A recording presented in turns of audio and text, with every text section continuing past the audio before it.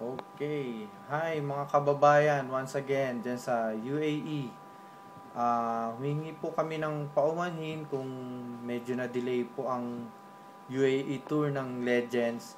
Medyo nagka-problema po kasi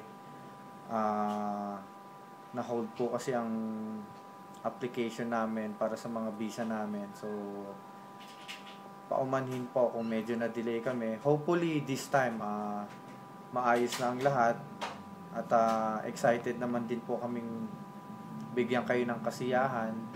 At ito po, nag-iimbita po namin kayo lahat.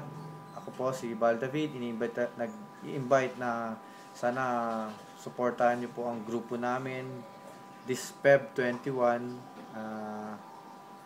Wait lang Feb 21, 22 and 23. Alain, Abu Dhabi and Dubai. English speaking school at Al Safa Stadium. Yun po yung mga venues namin. Inuulit ko po, pasensya na po at medyo na-delay kami at hindi namin po kagustuhan na mangyari yon. Sana this time magkita-kita po tayo. UAE Kabarangays, see you. Thank you.